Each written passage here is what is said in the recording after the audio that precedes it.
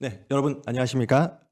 네, 저는 방문가계에서 행정법을 담당하고 있는 박재인 변호사라고 합니다. 네, 우리 오늘 이제 국가직 9급 시험이 치러졌고, 네, 오늘 시험 보신 분들 정말 수고 많으셨습니다. 네, 그래서 오늘 있었던 9급 행정법에 대해서 좀 간략하게 해설을 드리도록 하겠습니다. 먼저 이제 총평을 좀 해보면 이번 행정법은 주요 판례 위주로 이제 출제를 하면서 최신 판례를 추가하고 그리고 법령 문제를 가미하는 그런 어떤 전형적인 형태의 출제였다. 네, 이렇게 볼 수가 있겠고 그리고 난이도는 전반적으로 평이하게 출제가 된 것으로 보입니다. 그래서 간혹 좀 생소할 수도 있는 지문이 좀 섞여 있기는 했었지만 정답을 고르는 데는 지장이 없는 정도였고 그리고 우리 이제 합격 노트하고 최신 판례 특강 자료 뭐 요 두 가지 정도만 소화를 했어도 무난히 고득점이 가능했을 것으로 그렇게 생각이 됩니다. 그리고 이제 최신 판례가 최근 한 2-3년 이내의 판례 이런 정도를 최신 판례라고 본다면 5개 정도 출제가 됐고 특히 이제 한 문제는 아예 그 최신 판례 하나가 그냥 통으로 그냥 한 문제로 이렇게 구성이 돼 가지고 출제가 됐다. 근데 이 최신 판례들도 뭐 역시나 그 우리 합격 노트하고 최신 판례 특강 자료 네 여기에 수록된 그 범위에서 출제가 됐고 그리고 이 최신 판례들은 우리 그 난공불락 동형 모의고사 네 거기에서도 다루었던 그런 판례들이었습니다. 그러면 이제 문제들을 좀 하나씩 살펴보도록 하겠습니다.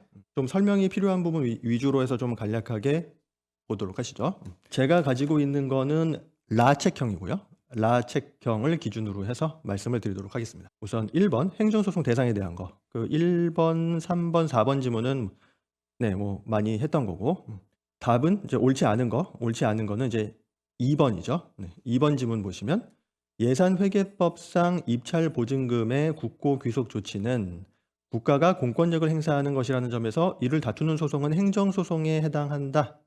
틀렸죠. 네.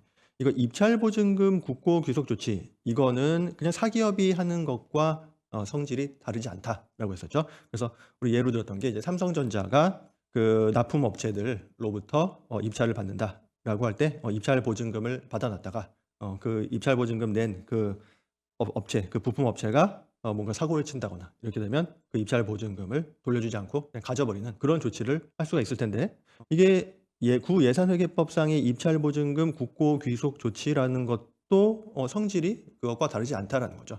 그래서 사기업과 사기업 사이 내지는 사인과 사인 사이의 관계에서 일어나는 그런 입찰 보증금 귀속 조치하고 다를 바가 없다.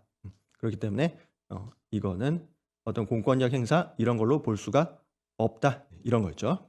그러니까 그 내용을 좀 상기해 봐 주시고 근데 이제 이거랑 헷갈리면 안 될 게 입찰 참가 자격 제한 처분이라는 게 있었죠. 행정청이 입찰 참가 자격을 제한하는 경우에는 그게 법에 의해서 부여된 우월적 지위, 우월적 권한을 행사해서 그 입찰 참가 자격 제한을 하는 것이기 때문에 행정청이 하는 입찰 참가 자격 제한, 네, 그 국가계약법과 관련해서 행정청이 하는 입찰 참가 자격 제한은 처분이 되는 거였고, 그다음에 정부 투자기관이 하는 입찰 참가 자격 제한에 대해서는 논의들이 있었죠. 그 부분 다시 한번 좀 상기를 해봐 주시고, 그래서 입찰 참가 자격 제한에 대해서는 그런 좀 일련의 논의들이 있지만 이 입찰 보증금 국고 귀속 조치에 대해서는 그런 별다른 논의가 없죠. 이 입찰 보증금 국고 귀속에 대해서는 뭔가 법이 특별히 우월적인 권한을 부여해 가지고 그 권한의 행사로서 입찰 보증금 국고 귀속 조치를 하는 그런 것이 아니기 때문에 그냥 사인과 사인 사이의 관계와 성질이 마찬가지가 되는 것이다. 그리고 2번 문제에서 이제 행정행위 효력에 대한 건데 1번 지문 과혼합금 반환 청구 소송에서 민사법원은 그 선결 문제로서 과세 처분의 무효 여부를 판단할 수 있다. 요거 맞는 얘기죠. 우리 선결 문제하고 관련된 공정력과 선결 문제 거기서 등장하는 이야기인데 우리 공정력과 선결 문제에서 문제가 되는 게 이제 민사, 형사 크게 둘로 나눠 볼 수 있었고 민사에 대한 거는 부당이득 반환의 문제하고 국가 배상의 문제가 있었죠. 그런데 이 부당이득 반환의 문제에서 논점이 되는 건 그 처분이 무효냐. 부당이득이라는 것 자체가 법률상 원인 없는 이득 내지는 원인 무효인 이득이기 때문에 부당이득 반환에서는 원인 무효냐가 문제가 되는 것이고 즉 그 이득의 원인이 된 처분이 무효냐 유효냐가 문제가 되는 것이었죠. 그렇기 때문에 공정력과 연결이 될 수 있는 부분인데, 그런데 이 공정력이라는 거는 행정행위가 당연무효가 아니라면 위법하더라도 취소되기까지는 유효하다고 봐주는 힘, 이게 바로 공정력이었죠. 그러니까 공정력이라는 거는 당연무효가 아닌 경우에 인정이 되는 거였고, 당연무효가 아니라면 그 행정행위는 공정력이 있어서 취소되기까지는 일단 유효한 걸로 봐준다. 그런데 그건 어디까지나 당연무효가 아닌 것을 전제로 하는 것이고, 만약에 그 행정행위가 당연무효라면 공정력이 없고, 따라서 유효라고 봐줘야 되는 힘도 없고, 유효라고 봐줘야 되는 힘이 없으니까 이 부당이득 반환 청구를 받은 민사법원에서 그 처분에 대해서 그게 무효라면 그냥 이건 무효다라고 판단을 할 수 있게 되는 거죠. 그래서 1번 지문은 그 부분에 대한 것을 묻고 있다. 그래서 과오납 세금 반환 청구 소송. 네, 그러니까 세금을 내지 않아도 되는데 내지 않아도 되는 세금을 잘못 냈다. 내지는 원래 내야 될 것보다 더 많이 냈다. 이런 게 과오납이죠. 과납이라는 거는 더 냈다는 거고, 오납이라는 건 잘못 냈다. 안 내도 되는 걸 잘못 냈다는 거. 그래서 이게 과오납 세금이라면 내지 않아야 될 세금을 낸 거고, 그래서 이게 내지 않을 세금 낸 거에 대해서 반환을 청구한다. 라는 거는 그 성질이 부당이득 반환 청구에 해당이 되는 거죠. 우리 판례가 조세 과오납금 반환 청구 내지는 과오납 세금 반환 청구하는 거 요거를 부당이득 반환 청구로 보고 있고, 그리고 우리 부당이득 반환 청구는 그렇기 때문에 이거 이제 민사법원에서 담당을 하게 되는 거고, 그래서 1번 지문에서도 과오납 세금 반환 청구 소송에서 민사법원은 이라고 나온 거죠. 그래서 이 민사법원에서 그래서 이 과오납 세금을 반환을 해줘야 될까 말아야 될까, 부당이득 반환 청구를 인정을 할까 말까, 이거를 판단을 하려면 결국에 이 받아간 세금이 부당이득이냐를 봐야 되는 거고, 이게 부당이득이 되려면 원인 무효인 이득이 돼야 되는 거고, 지금 여기서 이 세금 상당액의 이익이 발생한 그 원인이 되는 거는 과세처분이죠. 과세처분, 예컨대 지금 100만 원 상당의 과세처분이 있었다. 그 과세처분에 따라서 이 처분 상대방이 그 100만 원을 냈다. 그렇게 함으로써 국가 측에서 그 100만 원의 이득을 얻게 된 거죠. 그래서 그 이득이 부당이득이 되려면 원인이 무효여야 되고, 여기서 이득의 원인은 과세처분이니까 결국에 과세처분이 무효여야 원인 무효인 이득으로서 부당이득이 될 수 있는 것이고, 부당이득 반환 청구가 인용될 수 있게 되는 것이죠. 그런데 그 과세처분이 무효라면 어떨까? 이 과세처분이라는 거 하나의 행정행위로 볼 수 있는데, 그 행정행위가 만약에 무효라면 그러면 공정력이 없죠. 유효라고 봐줘야 되는 힘이 없는 게 되죠. 당연 무효인 행위야. 이 과세처분이 당연 무효라면 공정력이 없어. 공정력이 없으면 유효라고 봐주는 힘이 없어. 유효라고 봐주는 힘이 없으니까 이 부당이득 반환 청구를 받은 법원, 이 민사법원이 이 과세처분에 대해서 이걸 유효라고 봐줘야 할 필요 없이 그냥 무효라고 판단을 할 수 있게 된다라는 것이죠. 자, 다시 한번 이 질문 보시면, 과오납 세금 반환 청구 소송에서 민사법원은 그 선결 문제로서 과세처분이 무효인지 그 무효 여부를 판단할 수 있다. 근데 과세처분이 무효면 그냥 무효라고 판단할 수 있다. 유효라고 봐줘야 되는 힘이 없기 때문에 이 민사법원의 입장에서 이거 유효라고 봐줄 필요 없이 그냥 이 과세처분이 무효면 무효다라고 판단을 할 수 있다. 그래서 맞는 질문이 되는 것이죠. 반면에 2번 질문은 이제 선결 문제 중에서 국가배상에 대한 부분을 다루고 있는데, 이 국가배상은 어떤가요? 일단 국가배상은 손해배상의 일종이었는데, 손해배상이라는 거는 위법한 행위에 대한 게 손해배상, 적법한 행위에 대해서 하는 게 손실보상, 일단 이렇게 구별이 되는 거였고, 국가배상이라는 것은 손해배상의 일종으로서 역시 위법행위를 전제로 하는 것이죠. 위법행위로 인해서 손해를 입었을 때 국가배상이 문제가 될 수 있는 것이다. 그렇기 때문에 이 국가배상 사건에서 쟁점이 되는 건 그 처분이 유효냐 무효냐가 아니고, 그 처분이 위법이냐 적법이냐가 쟁점이 되는 것이죠. 국가배상에서는 위법한 행위로 인한 손해에 대해서 배상을 하는 것이기 때문에 그 처분이 위법하냐가 논점이지 그 처분이 유효하냐가 논점이 아니다라는 겁니다. 그렇기 때문에 이 국가배상 관련해서는 공정력이 문제가 되지 않는 것이죠. 공정력은 유효하다고 봐주는 힘이지 적법하다고 봐주는 힘이 아니니까. 그런데 국가배상에서 문제되는 것은 적법이냐 위법이냐, 이게 문제가 되는 거야. 그러니까 기본적으로 공정력이 있거나 없거나 상관이 없겠다. 그렇기 때문에 그 처분에 공정력이 있다고 하더라도 그 처분이 위법하다면 국가배상 청구 소송에서 이 처분은 위법하다. 그리고 다른 요건들도 다 갖춰졌다면 이거 이렇게 위법한 처분으로 인해서 손해가 발생했고 다른 요건도 다 갖춰졌으니까 국가배상 청구를 인용해 주겠다. 이렇게 판단을 할 수 있다는 것이죠. 그렇기 때문에 국가배상 청구에 있어서는 그게 공정력이 있어도 어차피 그런 판단을 할 수 있으니까 공정력을 없애는 조치가 선행될 필요가 없는 것입니다. 그 처분에 대해서 공정력이 있다고 하더라도 그 공정력을 없애기 위해서 그 처분을 먼저 취소를 해 줘야만 하는 것이 아니다. 그 처분이 그대로 공정력 가지고 있다고 하더라도 그게 위법하다면 국가배상 그 청구를 심리하는 그 법원에서 이건 위법해. 그리고 다른 요건도 갖췄어. 그러니까 국가배상 인용 이렇게 할 수가 있기 때문에 이 처분의 공정력을 없애는 그런 조치가 선행될 필요가 없다는 것이죠. 그 얘기가 2번 지문. 그래서 2번 지문을 보시면 처분이 위법임을 이유로 국가배상을 청구하기 위한 전제로서 그 처분이 취소되어야만 하는 것은 아니다. 맞는 지문이 되는 거죠. 네, 그럼 3번 지문. 영업허가 취소 처분이 청문 절차를 거치지 않았다고 해서 행정심판에서 취소되었더라도 그 허가 취소 처분 이후 취소 재결 시까지 영업했던 행위는 무허가 영업에 해당한다는 틀린 얘기죠. 이게 허가 취소 처분이 있고 그 취소 처분에 대해서 취소 재결이 있었다. 허가 취소 처분이 있고 그 허가 취소 처분이 취소 재결에 의해서 취소됐어. 그럼 이 취소 재결의 소급표에 의해서 이 허가 취소 처분은 처음부터 없었던 것이 되죠. 그 허가 취소 처분이 있었던 그 시점으로 소급해서 효력이 소멸된다.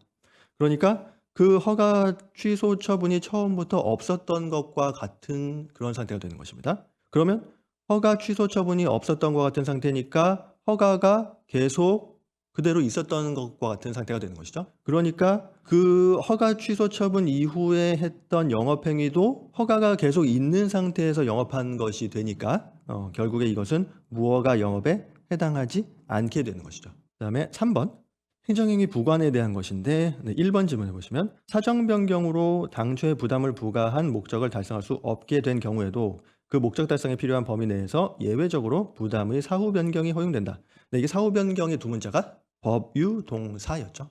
네, 이 법유동사의 사가 사정 변경. 그래서 지금 1번 질문에서 사정 변경에 대한 이야기를 하고 있는 것이고 네, 법유동사의 사에 대한 이야기를 하고 있는 것이고 그래서 이 1번 지문은 맞는 지문이 된다라는 거죠.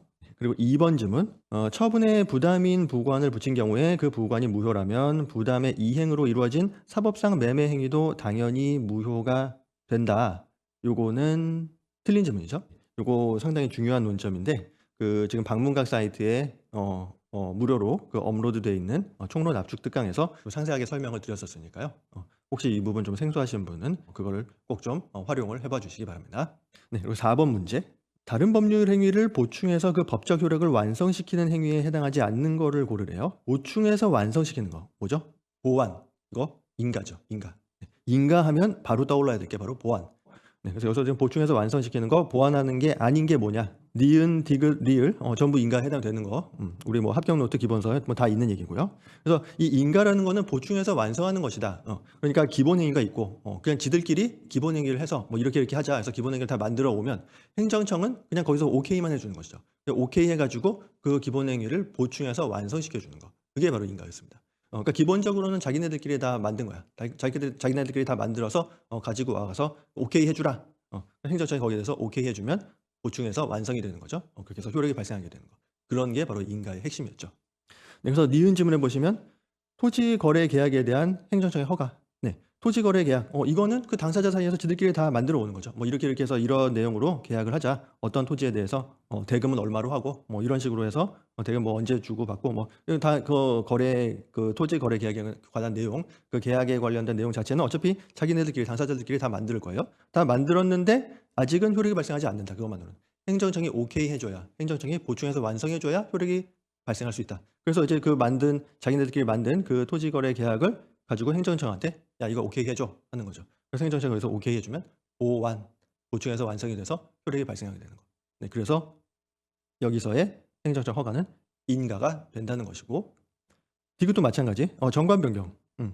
재단법인에서 정관 변경할 때 그 자기네 그 재단법인에서 자체적으로 정관 이런 식으로 변경하자, 이런 내용으로 변경하자 해가지고 다 만들어 오는 거죠. 이런 식으로 변경하겠다라고 정관 변경할 내용을 다 만들어. 그런데 이렇게 자기네들끼리 다 만들었다고 해서 바로 그 정관 변경 효력이 발생하는 건 아니야. 일단 만들긴 다 만들었는데 효력은 아직 없어. 이 상태에서 행정청이 오케이를 해줘야 보완돼가지고 효력이 발생하는 거죠. 그래서 재단법인 정관 변경에 대한 행정청의 허가, 이것도 역시 인가에 해당이 되는 거고. 네, 리율도 마찬가지. 관리처분 계획, 재건축 조합에서 열심히 만들겠죠. 뭐 이런 내용으로 관리처분 하자라고 계획을 다 만들어. 그런데 그렇게 해서 다 만들었다고 해서 효력이 발생하는 게 아니야. 행정청이 오케이 해줘야 효력이 발생해. 그래서 행정청이 오케이 해줌으로써 보완되면 효력이 발생하는 거죠. 인가에 해당이 되는 것이고, 그래서 니은, 디귿, 리을 다 전형적인 인가의 예가 되는 것이죠. 반면에 기역은 어떤가요? 사설법인 묘지의 설치에 대한 행정청의 허가. 이거는 성격이 좀 다르죠. 묘지를 설치한다? 그러면 자기네들끼리 묘지를 다 설치한 다음에 행정청한테 와서 오케이 해달라 하면 그때 오케이를 해줘야 비로소 묘지 설치에 효과가 발생하는 게 아니죠. 묘지를 자기네들끼리 만약에 다 설치를 해버린다면 그 설치한 것 자체로서 이미 묘지는 설치가 돼버린 거지. 무슨 오케이를 해줘야 없던 묘지가 갑자기 뿅 하고 생기는 게 아니고, 그냥 지들이 묘지를 설치하면 그 묘지가 설치됐다고 하는 그 어떤 사실상의 효과는 그냥 막바로 발생을 해버리는 거죠. 행정청이 오케이를 해주거나 말거나. 그러니까 이거는 성질상 인가하고 안 맞는다는 것입니다. 그런 느낌을 좀 가져주시면 좋겠어요. 이거 니은, 디귿, 리을하고 기역하고 상황이 다르다는 거죠. 5번 법률유보에 대한 거. 네, 1번 뭐 전형적인 얘기고, 그러니까 옳지 않은 거 고르라고 했는데 답은 2번이고, 이 개인 택시 운송 사업 면허를 취소할 수 있다는 틀린 얘기죠. 전형적인 판례고. 3번도 전형적인 지문이고, 4번도 뭐 상식적인 얘기인데, 요 4번 지문의 경우에는 이 뒷부분 두 줄, 그 아래쪽 두 줄은 우리 합격 노트에는 좀 언급이 안 돼 있어서 요 부분은 조금 추가를 해주시는 것도 괜찮을 것 같습니다. 그리고 문제 6번에서 행정절차법상의 사전통지 의견 제출에 대한 거. 1번 지문. 그래서 공매를 통해서 체육시설 인수한 자의 그 체육시설업자 지위 승계 신고를 수리하는 경우에 그 종전의 업자에게 사전에 통지해서 의견 제출 기회를 줘야 한다. 의견 제출 기회를 줘야 한다. 네, 맞는 얘기죠. 네, 이거 아주 기본적으로 중요한 판례였고. 그래서 이게 예를 들어서 갑으로부터 을로 지위가 넘어갈 때 그러니까 을이 갑으로부터 체육시설을 인수를 한다. 또는 지금 여기 이 지문처럼 공매를 통해서 넘어간다. 이게 뭐 을이 갑으로부터 이제 체육시설을 양수를 하든지 아니면 공매를 통해서 을한테 넘어갔든지, 어쨌거나 이렇게 체육시설이 을한테 넘어가게 됐을 때 을이 자기가 지위 승계했다고 지위 승계 신고를 하겠죠. 그래서 을이 지위 승계 신고를 하고 그거를 행정청이 수리를 하게 되면 이제 갑의 지위는 날아가죠. 이거 신고하고 이 체육시설업을 하던 그 신고업자의 지위가 날아가고 을이 이제 그런 신고업자의 지위를 가지게 된다. 그러니까 갑으로부터 을로 넘어가고, 그래서 을이 지위승계 신고를 하게 되면 사실 이 신고를 수리하는 것 자체는 이 을에 대해서 을이 신고한 거를 수리하는 거로 보이긴 하지만, 표면적으로 보면 을의 신고를 수리해주는 행위처럼 보이기는 하지만, 그로 인해서 이 갑이라는 사람, 원래 그 업자였던 기존 신고업자로서의 지위가 날아가 버리는 그런 효과가 발생을 하기 때문에 이거는 갑에 대해서 침익적인 처분이 된다는 거죠. 그래서 이거 갑에 대해서 침익적인 처분이니까 침익 처분에 대한 절차를 거쳐줘야 되는 거죠. 우리 행정절차법이 규정하고 있는 거는 처완 예예지였어요. 그중에서 처분에 대한 절차는 처분에 대해서 공통적으로 적용되는 절차가 있고, 침익 처분에 적용되는 절차, 수익 처분에 적용되는 절차가 있었죠. 그중에서 침익 처분에 적용되는 절차가 청출공통, 이 중에서 청출공이 의견 제출에 관련된 것이고, 그리고 통은 사전통지, 청출공통, 이 네 가지가 침익적 처분에서 거쳐져야 되는 거. 다시 1번 질문해 보시면 이렇게 해서 지위승계 수리하게 되면 종전 체육시설업자의 그 신고업자로서의 지위가 날아가게 되기 때문에 이거는 종전업자에 대한 침익적인 처분이고, 따라서 청출공통 거쳐야 된다. 즉 사전통지와 의견 제출 기회를 주어야 한다. 그래서 이거 맞는 지문이 된다. 그 다음에 2번 질문. 고시의 방법으로 불특정 다수인을 상대로 권익을 제한하는 처분을 하는 경우에 상대방에게 사전에 통지해서 의견 제출 기회를 주어야 한다. 이거 틀린 얘기죠. 고시의 방법으로 불특정 다수인에게 고시의 방법으로 처분을 할 때는 이건 불특정 다수인에게 하는 처분이기 때문에 말 그대로 불특정의 다수인한테 처분을 하다 보니까 그 사람들 개개인한테 일일이 이 처분을 도달시켜 줄 수가 없죠. 그래서 불특정 다수인에게 고시의 방법으로 처분할 때는 그 사람들 개개인한테 일일이 도달시키지 않는다는 것을 전제로 하는 것이고, 그렇기 때문에 그 개개인들, 그 불특정 다수인인 그 개개인들한테 처분 자체도 일일이 도달시켜주지 않는 마당에 그 처분하기 전에 사전 통지를 그 개개인한테 일일이 도달시켜주겠냐? 그건 아니라는 거죠. 그런 관점에서 이해를 하시면 되겠습니다. 상대방에게 사전에 통지해서 의견 제출 기회를 주어야 한다는 틀린 얘기다. 고시의 방법으로 불특정 다수인을 상대로 처분할 때는 그 처분 자체도 일일이 그 사람들한테 일일이 도달시켜주지 않는다. 그렇다면 그 처분 전에 일일이 사전 통지하고 일일이 의견 제출 기회를 주고 이런 것도 역시 없다. 이렇게 같이 연결해서 이해를 해주시면 되겠고, 그다음에 3번 질문. 용도를 무단 변경한 건물의 원상 복구를 명하는 시정명령, 개고 처분, 음, 이런 거 하는 경우에 사전 통지할 필요가 없다. 필요가 없다. 틀렸죠? 이거 원상 복구 명하는 시정명령, 개고 처분. 이거 침익적이죠. 침익적인 처분이면 청출 공통을 거쳐야 되죠. 청출 공통의 통이 사전 통지. 네. 그리고 4번 항만시설 사용허가 신청에 대해서 거부 처분하는 경우에 사전에 통지해서 의견 제출 기회를 주어야 한다. 네, 이것도 주의하실 부분이죠. 이거 틀린 지문인데, 음, 네, 네, 틀린 지문인데, 이거 우리 지금 침익 처분에 대해서 청출 공통을 거쳐야 된다고 했는데, 거부 처분은 여기서 말하는 침익 처분에 포함되지 않는다. 네, 거부 처분은 여기서의 침익 처분에 포함되지 않는다는 거. 네, 그러니까 청출 공통을 거쳐야 되는 게 침익 처분. 다시 말하면 침익적인 처분에 대해서는 청출 공통을 거쳐야 된다고 할 때 그 침익적인 처분은 뭔가 이게 깎아먹는 거, 그 상대방의 이익을 깎아먹는 그런 처분을 말하는 것이다라는 거예요. 그러니까 거부 처분은 해달라는 걸 안 해줬을 뿐이지 원래 있던 그 상대방의 이익을 깎아먹는 건 아니죠. 원래 있던 상대방은 그냥 원래 그 상태로 그대로 있는 거지 거부 처분에 의해서 뭔가 이렇게 깎아 먹어지는 것은 아닙니다. 그죠? 자기가 해 달라고 한 걸 안 해 줬을 뿐이지. 해 달라고 그러니까 거부 처분이라는 건 해 달라고 하는 것을 안 해준 것일 뿐이지 원래 있던 그 상대방의 이익을 깎아 먹는 그런 조치는 아니라는 거죠. 그래서 거부 처분이라는 건 우리 이 청출 공통을 거쳐줘야 하는 청출 공통을 거쳐줘야 하는 그런 의미의 침익 처분에 해당되지 않는다라는 거 주의해 주시고 네, 그다음에 7번 건축 허가와 건축 신고에 대한 거, 네, 옳지 않은 거. 네, 기억에서 이제 건축법 이거에 의한 인허가 의제 효과를 수반하는 건축 신고. 네, 인허가 의제 효과를 수반하는 건축 신고는 수리를 요하는 신고고, 수리를 요하는 신고니까 수리를 요하는 신고에서의 수리 또는 수리 거부는 처분이 되는 거였죠. 그 얘기고. 그 다음에 네, 그러니까 이제 앞부분은 맞는 거고, 그래서 인허가 의제 효과를 수반하는 건축 신고에 대한 수리 거부는 처분성이 인정되나, 이 처분성이 인정된다라는 거는 맞고, 근데 이제 뒷부분이 틀렸죠. 동규정에 의한 인허가 의제 효과를 수반하지 않는 건축 신고에 대한 수리 거부, 이거는 처분성이 부정된다, 틀렸다. 왜 그러죠?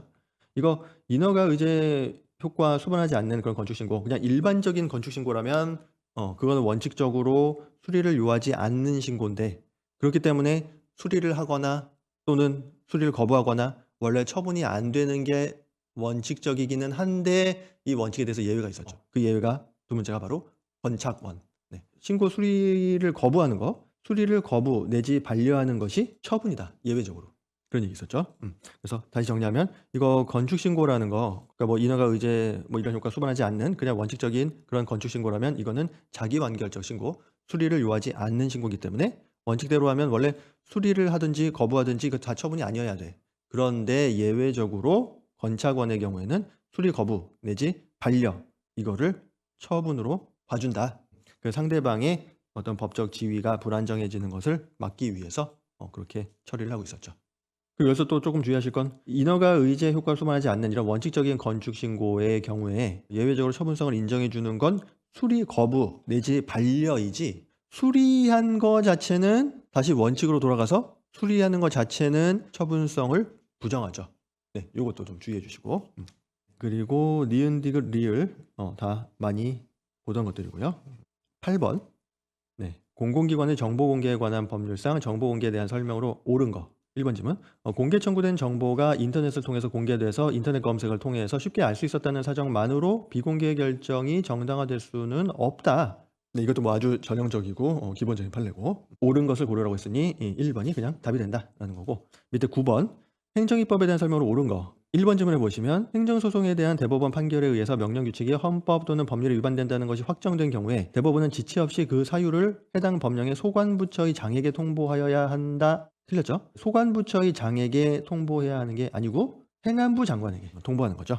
네, 그리고 2번, 3번 다 많이 했던 거고 그다음에 4번 질문 상위법령 등의 단순한 집행을 위해서 총리령을 제정하려는 경우에 행정상 입법 예고를 하지 않을 수 있다. 맞죠? 이거 행정절차법 조문이고 그 행정절차법 41조 1항 2호에 있는 얘기다. 그리고 우리 기본서 합격 노트에 고딕체로 강조가 돼 있고. 네, 그리고 10번 행정 강제에 대한 설명으로 옳은 거. 1번 지문 좀 최신 판례죠. 네, 행정 대집행 방법으로 건물 철거 의무 이행을 실현할 수 있는 경우에 철거 의무자인 건물 점유자의 퇴거 의무를 실현하려면 퇴거를 명하는 별도의 집행 권한이 있어야 하고, 철거 의무자인 건물 점유자의 퇴거 의무 실현하려고 할 때는 퇴거를 명하는 별도의 집행 권한이 있어야 한다는 거 틀린 얘기죠. 그래서 이 앞부분도 이미 틀렸고, 그다음에 이어지는 부분 철거 대집행 과정에서 부수적으로 건물 점유자들에 대한 퇴거 조치를 할 수는 없다. 네, 이것도 틀린 얘기고. 네. 이 판례 굉장히 주의할 필요가 있는 판례였죠. 원래 우리 대집행이라는 거는 말 그대로 대신 집행하는 거죠. 즉 대체적 의무여야 대집행이 되는 거죠. 대체적 자기 의무여야 대집행이 가능한 거였습니다. 그런데 퇴거 의무는 어쩌죠? 퇴거는 나가는 거, 어떤 건물이나 이런 데서 나가는 것인데, 그 건물 점유하고 있는 사람이 본인이 나가야지, 본인은 거기 그대로 있고 다른 사람이 대신 나가줄 수가 없죠. 그러니까 이 퇴거 의무라는 거는 원래 대체적인 의무가 아닌 거죠. 본인이 해야만 돼. 다른 사람이 대신해 줄 수가 없어. 그러니까 대체적인 의무가 아니야. 그렇기 때문에 대체적 자기 의무 아니고 대집행 대상이 될 수 없는 게 원칙이죠.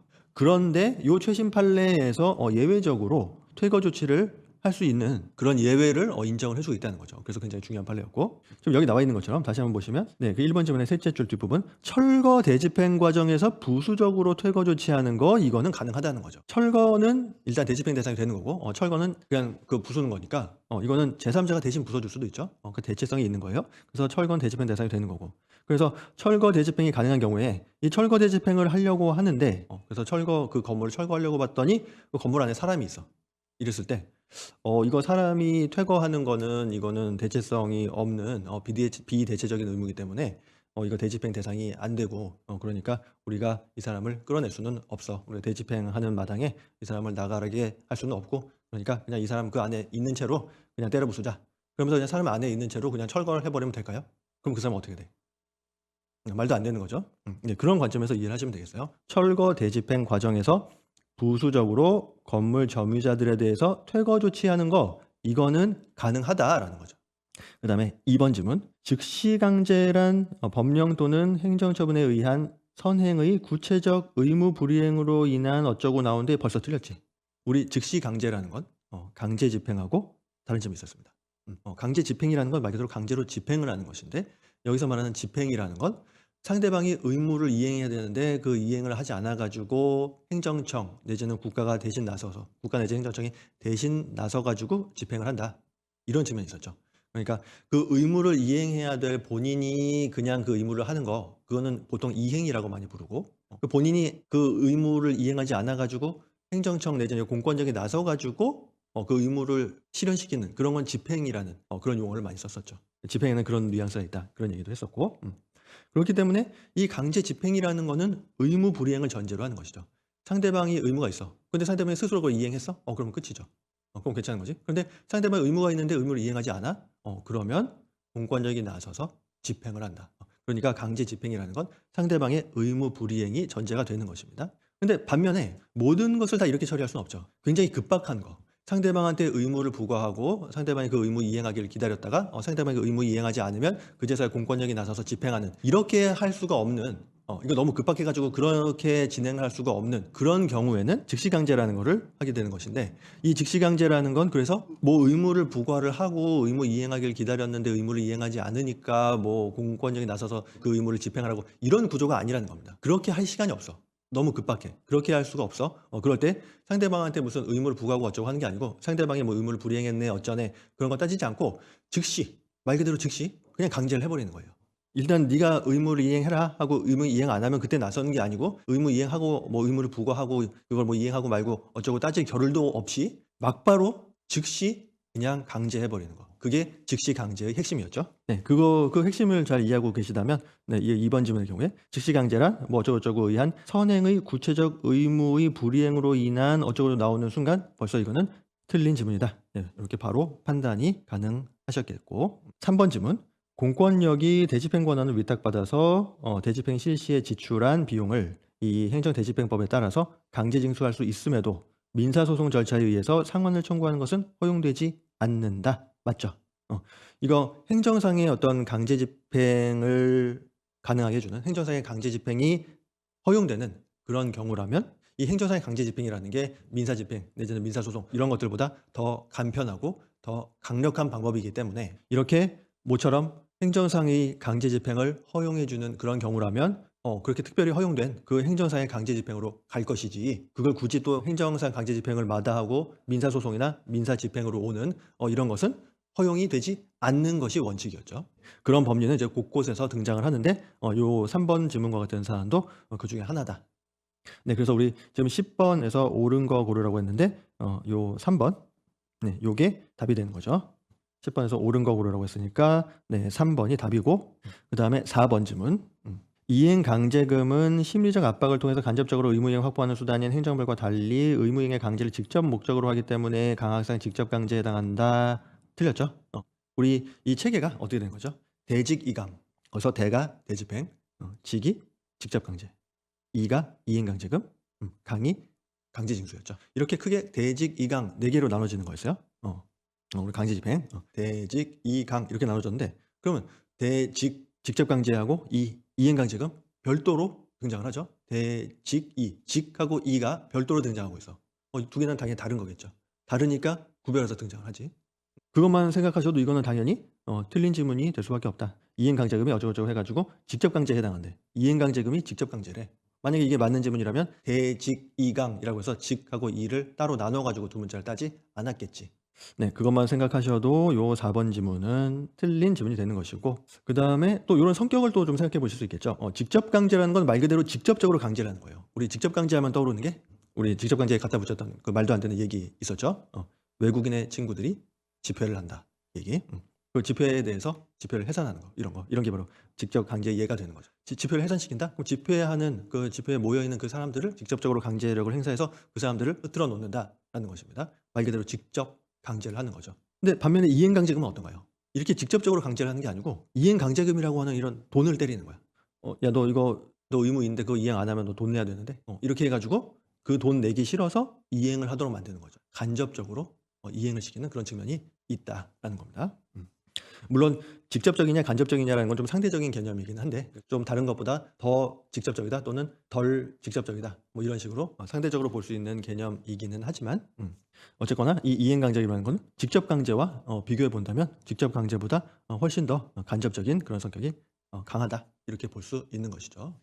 네, 그럼 11번 행정 지도에 대한 설명으로 옳지 않은 거.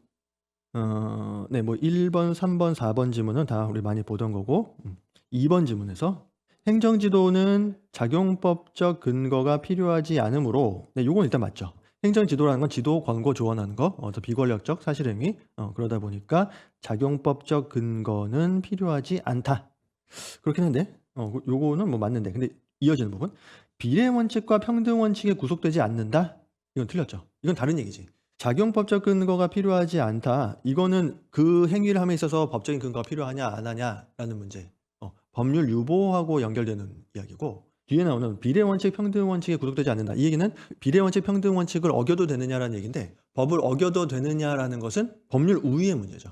어겨도 되냐는 것은 법률 우위의 문제인 것이고 이 법률 우위라는 건 행정의 모든 영역에 적용되는 거예요. 어떤 행정작용은 법을 어기면서 해도 되고 뭐 그런 건 없죠. 그러니까 행정작용인 이상 행정작용의 모든 영역에 대해서 법률 우위가 적용이 되는 것이다. 그리고 여기서 말하는 법률은 행정법의 일반 원칙도 포함하는 것이다. 그렇기 때문에 행정지도라고 하더라도 비례 원칙, 평등 원칙을 지켜야 되는 거죠. 네, 비례 원칙, 평등 원칙을 지켜야 되는 거고 그래서 요 2번 지문이 틀린 지문이 되겠다. 네, 그래서 나머지 부분은 조금 더 속도를 내서 좀 간단히 보도록 하겠습니다. 문제 12번 행정법에 대한 설명으로 옳지 않은 거 1번, 3번 네, 이거 뭐 많이 보던 거고 여러분 봐주시고 2번 질문 통고 처분에 따른 범칙금을 납부한 후에 동일한 사건에 대해서 다시 형사처벌을 하는 것이 일사부재의 원칙에 반하는 것은 아니다. 틀렸죠? 이거 통고 처분이라는 거.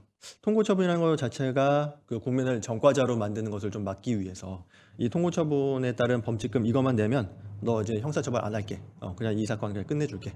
너 전과자 안 된다. 이렇게 해주는 게 통고 처분의 의미였죠. 네, 그거를 인식하시면 되시겠어요? 그러니까 통고 처분에 따라서 범칙금을 납부하면 그 사건은 이제 그걸로 끝이야. 형사 절차로 넘어가지 않아. 그 사람 전과자 안 돼. 그걸로 끝내준다. 이런 거였죠. 그렇기 때문에 통고 처분에 따른 범칙금을 납부한 후에 동일한 사건에 대해서 다시 형사처벌을 하는 거 이거는 일사부재리 원칙에 위반된다고 봐야겠죠. 네, 그래서 네, 12번에 2번 지문이 답이 되는 거고, 네, 그리고 4번 지문. 과태료 부과하는 근거 법령이 개정돼서 행위시 법률에 의하면 과태료 부과 대상이었지만 재판시 법률에 의하면 부과 대상이 아니게 된 때 이거는 특별한 사정이 없는 한 과태료 부과할 수 없다는 맞는 얘기고, 네, 질서 위반 행위 규제법 3조 2항에 따른 것이죠. 합격 노트에 236면에 있고, 네, 그거 좀 참고를 해주시고, 이게 사실은 형법 조문을 들고 와서 이렇게 처리를 하는 것인데, 형법에도 이런 유사한 조문이 있기는 한데 우리 판례가 형벌을 가하는 사안의 경우에는 형벌을 가하지 않거나 가볍게 가하게 되는 그 사유만 가지고 신법을 적용해 주지는 않고, 거기에 더해서 반성적 고려에 의해서 그렇게 개정이 됐을 때 신법을 적용해 준다, 이런 판례가 있었죠. 그런데 우리 과태료 부분에 대해서는 아직 그런 취지의 판례가 나오지 않은 상태인 것입니다. 과태료에 대해서 아직 그런 판례가 나오지 않았기 때문에 이 과태료에 대한 이야기에서는 반성적 고려에 의해서 법이 개정되었어야 한다, 뭐 그런 얘기가 등장하지 않는 것이죠. 네, 그다음 문제 13번에서 취소 소송에서 협의의 소익에 대한 설명으로 옳지 않은 거. 네, 1번, 2번, 3번, 네, 다 많이 보던 것들. 4번 지문. 현역 입영 대상자가 현역 입영 통지 처분에 따라서 현실적으로 입영을 한 후에는 처분의 집행이 종료되었고 뭐 이렇게 돼 가지고 더 이상 이 입영 통지 처분 다툴 법률상 이익이 인정되지 않는다. 틀렸죠. 이거 입영 통지 처분에 의해서 입영을 했다가 그 입영 통지 처분이 취소가 돼서 날아가 버리면 도로 나올 수 있잖아요. 네, 입영해서 좀 군대 끌려갔다가 이거 이 입영 통지 처분에 의해서 군대 끌려갔는데 입영 통지 처분이 취소돼서 날아갔어. 그러면 다시 밖으로 나올 수 있죠.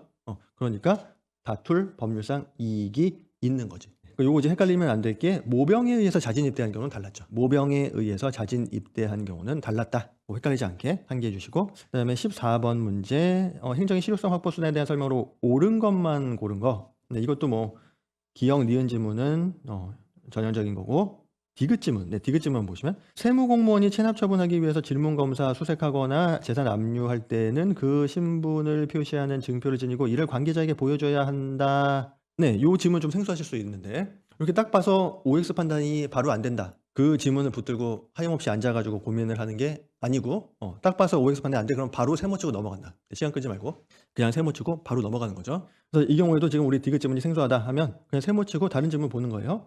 그래서 다른 지문들 보게 되면 일단 기역은 틀린 거고, 기역은 X, 니은은 O, 리을도 O 이렇게 되죠. 그러니까 여기서 지금 이 14번 문제에서 옳은 거 고르라고 했는데 기역은 빼고 니은 리을은 다 들어가야 된다라는 겁니다.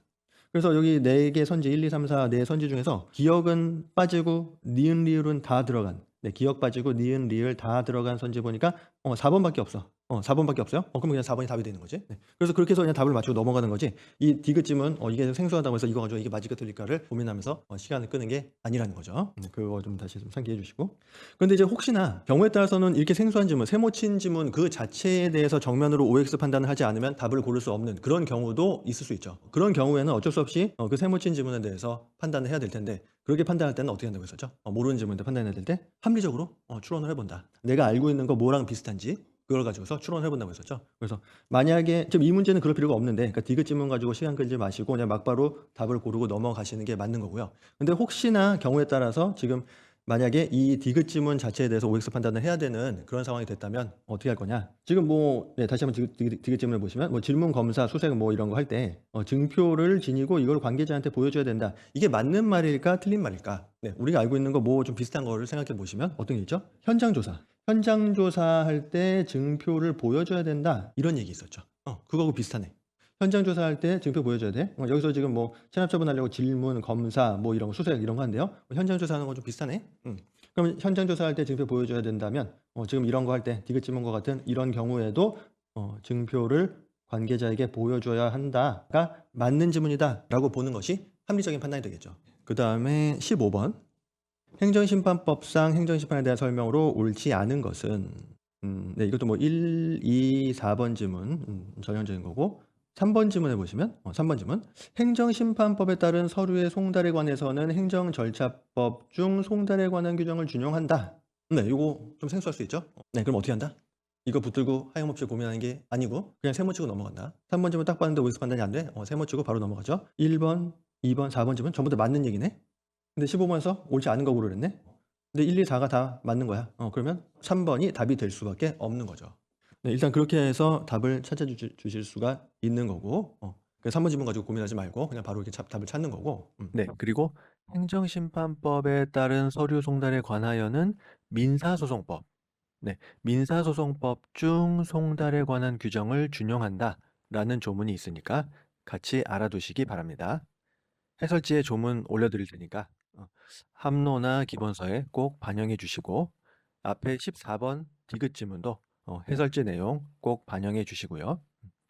이게 이번 시험에서는 별 지장 없었다 하더라도 일단 기출로 나온 이상은 향후 시험을 위해서 잘 챙겨주실 필요가 있겠습니다. 네. 그리고 16번 항고소송 대상인 처분에 대한 설명을 옳은 거. 네. 이것도 뭐 많이 보던 것들이죠. 네, 여러분들이 좀 봐 주시면 되겠고 1번, 2번 다 전형적인 판례고 그다음에 3번, 4번은 최신 판례기는 한데 뭐 우리 다 봤던 것들이고 그래서 요 3번 판례 같은 경우는 우리 이제 합격 노트하고 기본서에 다 있고요.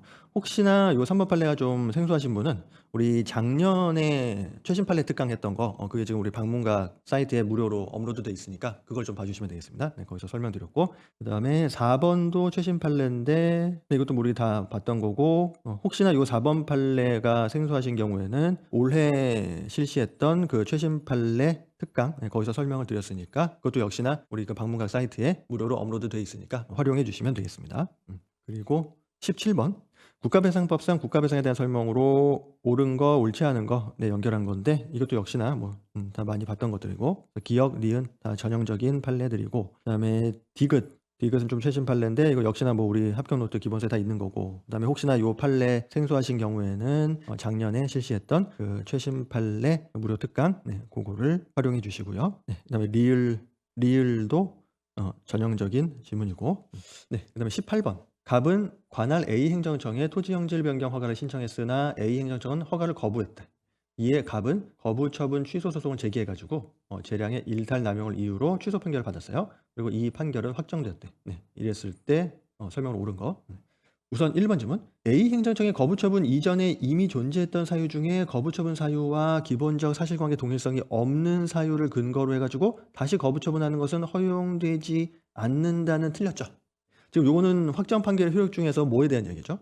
지금 거부 처분했다가 이게 취소 판결됐어요. 취소 확정 판결이 나왔어. 거부 처분에 대해서 취소 확정 판결이 나오고 그러고 나서 행정청이 뭔가 처분을 하는 단계죠.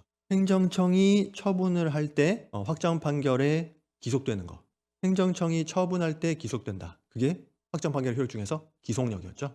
요즘 기속력에 대한 얘기를 하고 있는 것입니다. 네, 근데 기속력이라는 건 어땠죠? 기판력과 달리 기속력은 주문뿐 아니라 개개의 위법 사유에까지 미치는 것이었죠. 중요한 특징이었죠. 기속력이라는 건 주문뿐 아니라 개개의 위법 사유에 미치는 것이다. 다른 사유를 가지고 처분을 하게 되면 기속력에 저촉되지 않는다. 이렇게 볼 여지가 생기는 것이죠. 이 지문도 다시 한번 보시면 거부 처분 이전에 이미 존재했던 사유기는 한데 이게 거부 처분의 사유와 기본적 사실관계 동일성이 없었대요. 기본적 사실관계 동일성이 없는 사유. 우선 거부 처분 사유를 1사유라고 하고 지금 여기서 문제되는 사유를 2사유라고 했을 때 1사유 가지고서 거부 처분했어. 그러고 나서 취소 소송이 제기돼 가지고 다투는데 이거 지금 1사유 가지고 거부 처분한 거 이게 지금 위법하다고 해 가지고 취소될 것 같아. 이랬을 때 행정청이 이 거부 처분이 취소되는 것을 막기 위해서 야, 사실은 1사유만 있었던 게 아니고 2사유도 있었거든. 그러니까 우리 이 소송에다가 이 소송에서 이 2사유도 좀 추가하게 해 주라. 내가 했던 이 거부 처분에 대해서 2사유도 좀 갖다 붙여서 같이 좀 2사유 때문에라도 이 처분은 적법하다. 이렇게 좀 판단해 주라. 이렇게 해 가지고 처분 사유 2라는 사유를 추가 내지는 변경하려고 할 때 그것이 가능하려면 어떤 요건을 갖춰야 되죠? 어떤 기준? 기본적 사실관계 동일성. 기본적 사실관계가 동일하다면 그 사유를 추가 변경할 수 있죠. 그러니까 지금 이 사안에서도 이 2사유라는 게 만약에 1사유, 실제 거부 처분할 때 했었던 그 1사유하고 기본적 사실관계 동일성이 있는 사유라면 취소 소송에서 2사유를 추가 변경하는 것이 가능했을 거예요. 그렇게 추가 변경을 했다면 그 취소 소송 사건에서 2사유까지 합쳐 가지고 2사유까지 포함을 해서 심리를 해서 판단을 하겠죠. 그래서 2사유까지 감안을 해서 이 거부 처분이 적법이냐 위법이냐를 판단하게 되었을 것입니다. 그런데 지금 이 지문은 어떻죠? 이 이사유라는 거, 이사유라는 게 실제 거부 처분의 사유 1사유하고 기본적 사실관계 동일성이 없대.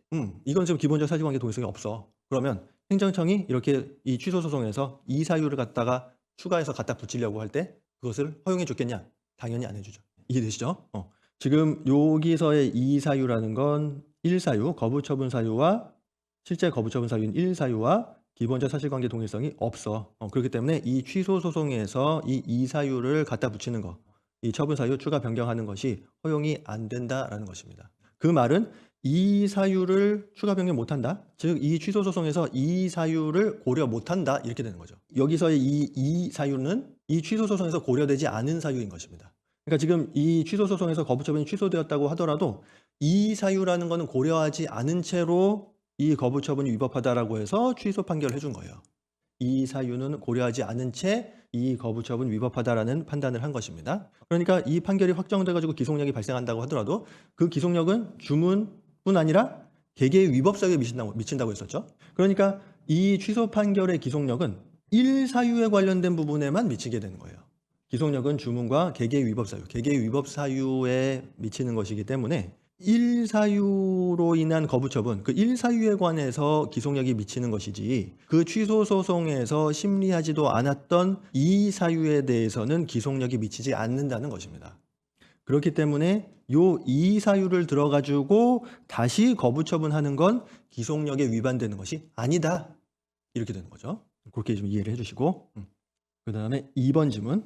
A 행정청이 재처분을 했더라도 취소 판결의 기속력에 저촉되는 경우에는 갑은 간접강제를 신청할 수 있다. 네, 이거 간접강제라는 거는 재처분을 간접적으로 강제하기 위해서 하는 것이죠. 만약에 행정청이 재처분을 했다면 간접강제를 할 수가 없는 게 원칙이죠. 재처분을 강제하려고 간접강제를 하는 거예요. 그러니까 행정청이 재처분을 했으면 간접강제는 못하는 게 원칙이지. 그렇지만 만약에 행정청이 재처분을 했다고 하더라도 그 재처분이 무효라면 어떨까요? 그 재처분이 무효라면 재처분의 효력이 없는 거지. 재처분이 없는 거나 마찬가지죠. 그렇기 때문에 재처분을 강제하기 위해서 간접강제를 할 수 있게 되는 것입니다. 그거 좀 주의해 주시고. 그런데 요 사안은 어땠죠? 재처분을 했는데 이게 취소 판결이 기속력이 저촉이 됐네. 취소 판결의 기속력에 저촉되는 처분은 그 하자가 중대하고도 명백한 거죠. 법원이 취소 판결 해가지고 확정이 됐어. 그런데 법원이 한 그 확정 판결, 그거에 기속력에 저촉이 되는 그런 처분을 한다? 지금 뻔히 확정 판결이 있는데, 확정 판결이 뻔히 있는데 그 확정 판결의 기속력에 위반해서 처분을 한다면 그 처분의 하자는 중대하고도 명백한 것이다. 따라서 그 처분은 무효가 된다. 이렇게 볼 수 있는 것입니다. 그래서 다시 2번 질문에 보시면 재처분을 했더라도 이게 취소 판결의 기속력이 저촉이 된다. 그러면 그 재처분은 무효죠. 재처분 무효야. 재처분 효력이 없어. 그러니까 재처분이 없는 셈이지. 재처분이 없는 셈이기 때문에 이런 경우에는 간접강제를 신청할 수 있다. 이렇게 되는 거죠. 그래서 2번 질문이 맞는 질문이다. 그다음에 3번 방금 한 얘기고 4번 질문. A 행정청이 간접강제 결정에서 정한 의무 이행 기한 내에 재처분을 이행하지 않아서 배상금이 이미 발생한 경우에는 그 이후에 재처분을 이행하더라도 배상금을 추심할 수 있다. 틀렸죠? 네, 이것도 좀 주의가 필요한 질문이었죠. 그러니까 간접강제라는 것은 방금 얘기한 것처럼 처분을 하도록 강제하는 거, 재처분을 하도록 강제하는, 간접적으로 재처분을 하도록 강제하는 것이 목적이기 때문에 재처분을 했다면 이 간접강제의 목적이 이미 달성이 된 것입니다. 그렇기 때문에 다시 질문 보시면 간접강제 결정에서 정한 그 기한 내에 재처분을 이행하지 않아서 배상금이 이미 발생했다고 하더라도 어쨌거나 그 이후에 재처분을 이행을 하면 어쨌거나 이후라고 하지만 어쨌거나 재처분을 이행을 했기 때문에 그 간접강제로서 강제하려고 했던 재처분이 이행이 돼버렸기 때문에 이제 그 간접강제의 목적이 달성이 돼버린 거죠. 그렇기 때문에 이제는 더 이상 배상금을 추심할 수 없다. 이렇게 되는 거죠. 추심이라는 건 걷는 거 말하는 거고. 네, 그래서 이 경우에는 더 이상 배상금을 추심할 수 없다. 이렇게 되는 거죠. 그리고 19번. 네, 이거 최신 판례죠. 최신 판례인데 요 최신 판례 하나를 가지고 이렇게 통으로 한 문제를 냈어요. 네, 그래서 갑은 영유아 보육법에 따라서 이 복지부 장관의 평가 인증을 받아서 어린이집을 설치 운영하고 있다. 근데 갑은 어린이집을 운영하면서 부정한 방법으로 보조금 교부받아서 사용했고 복지부 장관이 이를 근거로 평가 인증 취소했대. 이랬을 때 옳은 것은 이거 뭐 우리 판례를 이미 알고 있으니까 옳은 것은 하면 우리 3번이 답이죠. 그러니까 3번 지문에 보시면 평가 인정의 취소는 강화상 철회에 해당하고 이 평가 인정 취소 처분하면서 별도의 법적 근거 없이는 평가 인증의 효력을 취소 사유 발생일로 소급해서 상실시킬 수 없다. 혹시나 이 판례가 생소하신 분은 그 올해 했던 최신 판례 특강 그거를 활용해 주시고 네, 그다음에 문제 20번 항고소송에서 수소법원이 해야 하는 판결에 대한 설명으로 옳지 않은 것은 1번 봐주시고 네, 많이 보던 기본적인 얘기고 그다음에 2번 지문 행정처분이 있음을 안날부터 90일을 넘겨서 행정심판 청구했다가 각하 재결 받은 후에 그 재결서 송달 받은 날부터 90일 내에 원래 처분에 대해서 취소소송 제기한 경우에 수소법원은 각하 판결해야 된다. 맞죠? 네. 그러니까 이게 좀 주의하실 게 원래 이 처분이 있으면 안날부터 90일 이 기간 취소소송의 제소기간에 있어서 우선은 처분 있음을 안날로부터 90일이라는 취소소송 제소기간이 있죠. 그런데 이게 행정심판을 거쳤을 때는 재결을 기준으로 하게 되죠. 그래서 행정심판을 거쳐서 재결이 나오면 그때는 재결서 정본 송달일로부터 90일이 되는 거죠.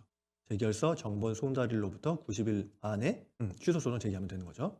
그런데 주의하실 건 여기 2번 지문처럼 그 재결서 송달 받은 날부터 90일 이내에 소송을 제기하기는 했더라도 만약에 그 이전에 그 앞 단계에서 이미 처분 있음 안날로부터 90일이 지나고 나서 행정심판을 청구했다면 그때는 각하가 된다는 것입니다. 네, 이거 좀 주의해 주시고요. 그러니까 이렇게 보는 이유는 그 처분 있음을 안날로부터 90일이라고 하는 이때 뭐 처분 있었겠지만 처분 있음 안날로부터 90일 이 안에 그 취소 소송을 해야 된다라고 하는 제소기간 규정의 어떤 실효성 그걸 확보하기 위해서 이렇게 보는 것이다. 이렇게 그렇게 이해를 하시면 되겠어요.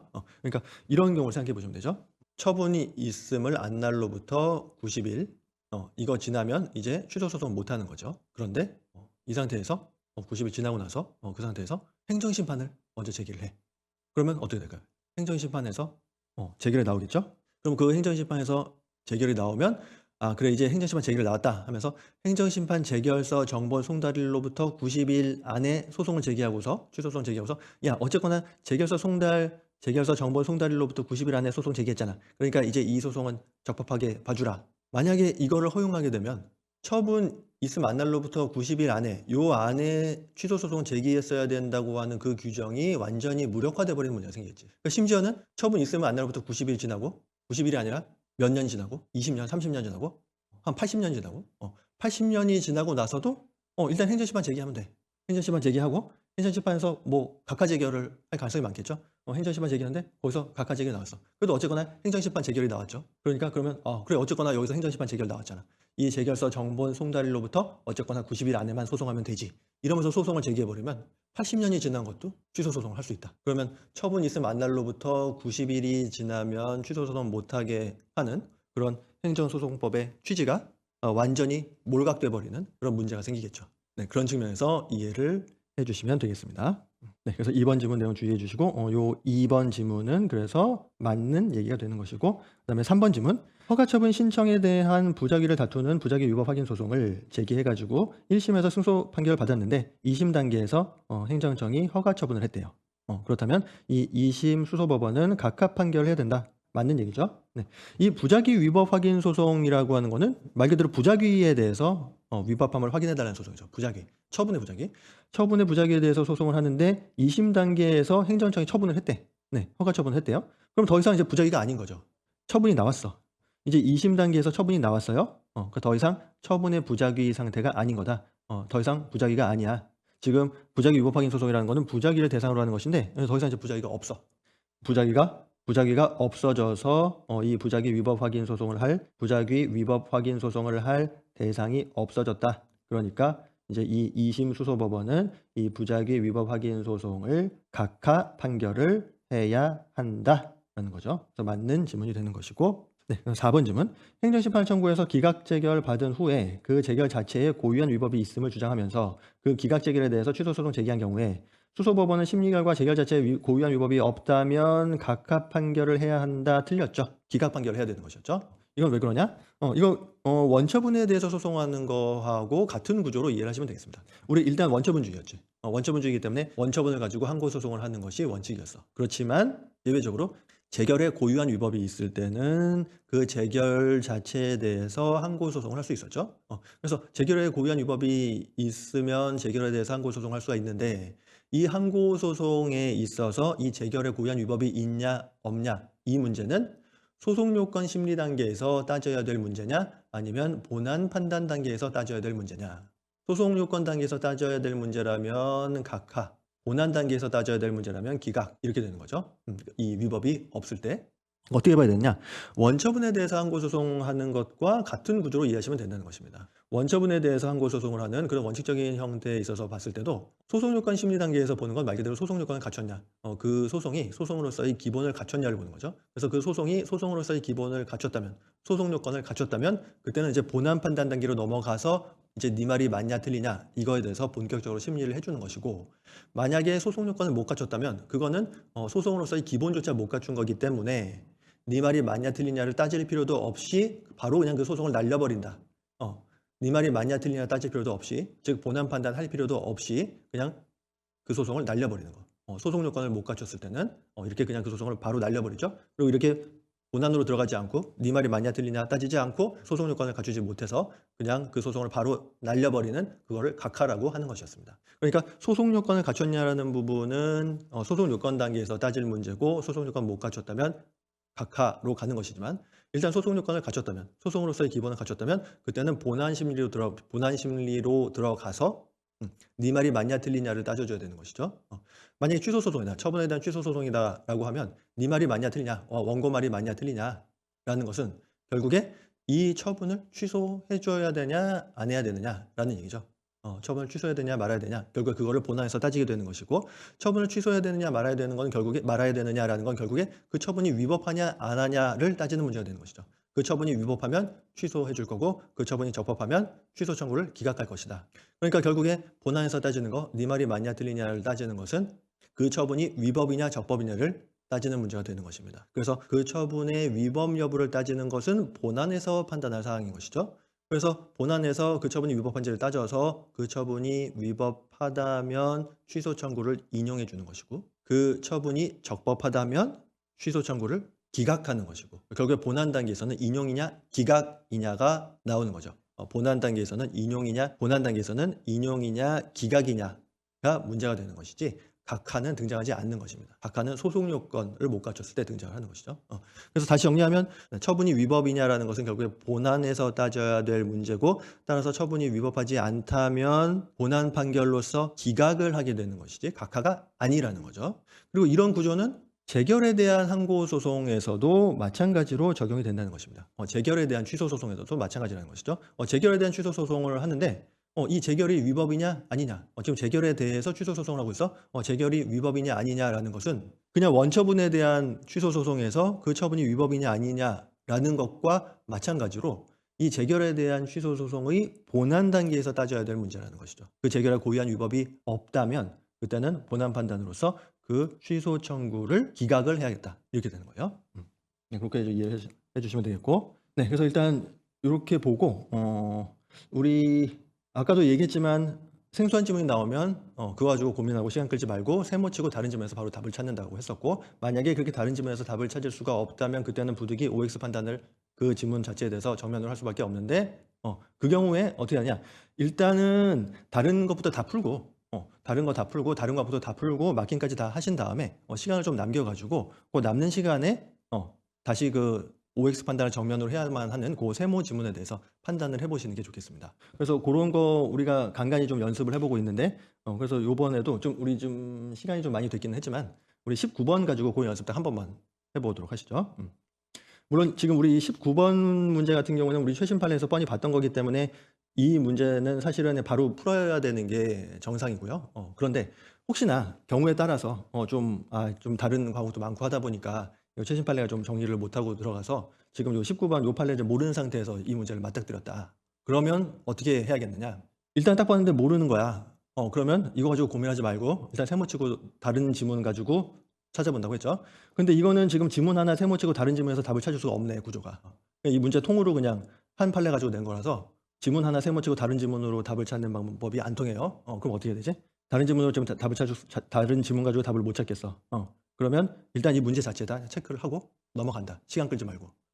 이 문제 자체 체크를 하고 넘어가서 다른 문제 다 풀고 다른 과목 다 풀고 마킹까지 다 하고 그러고 시간을 좀 남겨 가지고 다시 돌아와서 또 차분하게 한번 더 보는 거예요. 자, 차분하게 다시 볼 때 그 방법은 아까 얘기했던 것처럼 합리적으로 추론을 해 본다. 이게 내가 아는 거 뭐하고 비슷하냐?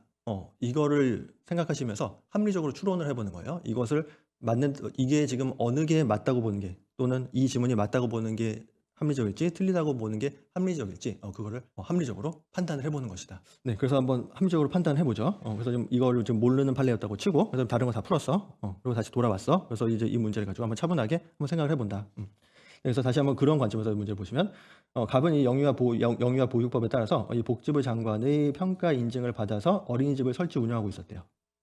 평가 인증을 받아서 어린이집을 설치 운영하고 있었어. 그런데 운영하면서 부정한 방법으로 보조금을 교부받아서 사용했어. 그래가지고 이것 때문에 평가 인증이 취소가 됐대. 그럼 이건 어떤 경우죠? 일단 평가 인증을 받을 때 그 평가 인증한 그 자체에 뭔가 위법한 사유가 있었던 게 아니고 지금 이 문제에 따르면 평가 인증은 그냥 받았는데 평가 인증을 받고 나서 어린이집을 운영하다가 부정한 방법으로 보조금 교부받은 게 문제가 되는 거죠. 평가 인증이 있을 때 평가 인증하던 그 당시에 평가 인증 자체에 위법 사유가 있었던 게 아니고 평가 인증 나오고 나서 이 운영을 하다가 평가 인증 나오고 나서 어린이집 쭉 운영을 하다가 보조금을 부정한 방법으로 교부받아 가지고 사용했어. 보조금 그 이후에 보조금을 부정한 방법으로 교부받아서 사용한 이게 문제가 돼서 평가 인증 이후에 발생한 이 사유, 후발적인 이 사유가 문제가 돼 가지고 평가 인증이 취소가 되게 된 거죠. 그렇다면 이거 우리가 아는 것 중에서 철회에 해당이 되는 거지. 평가 인증하던 그 당시에 이 평가 인증 자체에 위법 사유가 있어 가지고 그것 때문에 이 평가 인증을 취소한다면 그거는 말 그대로 취소지만 이 사안은 그게 아니고 평가 인증 있고 나서 나중에 가지고 후발적인 사유에 의해서 평가 인증을 취소하게 된 것이기 때문에 여기서 취소라는 표현을 쓰긴 했지만 이것은 실질은 우리가 알고 있는 것 중에 철회에 해당이 되는 것이다 라는 겁니다. 일단 그거를 판단을 하실 수가 있겠고 그럼 철회의 경우는 어떻죠? 다시 취소의 경우는 어떻죠? 원래 취소는 원칙적으로는 소급표가 있죠. 왜냐하면 이 처분하던 그 당시에 그 원래 있었던 그 조치를 하던 그 처분 내지는 뭐 그런 행정행위 뭐 그런 거 하던 그 당시에 이미 위법 사유가 있었던 거기 때문에 나중에 가서 취소가 되더라도 그 취소의 효과는 처음으로 소급을 해가지고 처음 그 처분이 있던 그 당시부터 그 처분의 효력이 처음 그 처분이 있던 당시부터 그 처분의 효력이 소멸돼 버리는 그런 소급표가 있는 것이 원칙이었죠.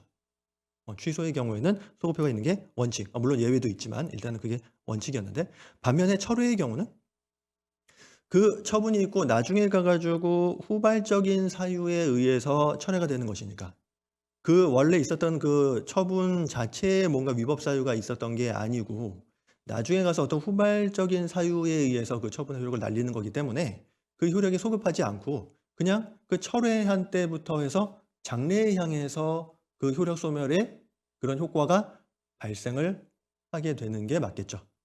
네, 우리가 알고 있는 게 그거죠. 그러니까 이 경우도 마찬가지겠다. 우리가 알고 있는 거에 따르면 이 사안 지금 철회에 해당이 돼야 되고 철회에 해당이 되기 때문에 지금 여기서 지금 평가 인증 취소라서 취소라는 표현을 쓰긴 했지만 이건 실질은 철회라고 봐야 되겠고 그렇다면 그 철회로 인한 효과는 장래효지 소급표가 아닌 것이 원칙이겠다. 네, 이렇게 판단할 수가 있는 거죠. 그런 판단에 입각해서 다시 3번 지문을 보시면 평가 인증의 취소는 강화상 철회에 해당하며 맞고 행정청이 평가 인증 취소 처분하면서 별도의 법적 근거 없이는 평가 인증의 효력을 취소 사유 발생일로 소급해서 상실시킬 수 없다. 그렇죠.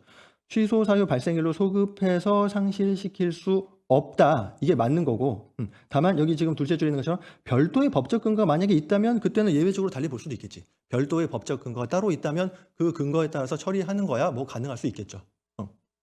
그렇기 때문에 다시 보시면 별도의 법적 근거 없이는 평가 인증의 효력을 취소 사유 발생일로 소급해서 상실시킬 수 없다라는 게 맞는 지문이다 이렇게 볼 수 있고 그래서 요거를 답으로 골라줄 수 있겠다라는 것입니다. 그래서 이거를 만약에 몰랐다고 하더라도 조금 시간을 남겨서 마음의 여유를 가지고 다시 좀 합리적으로 판단을 해보면 답을 찾을 수가 있었다라는 거죠.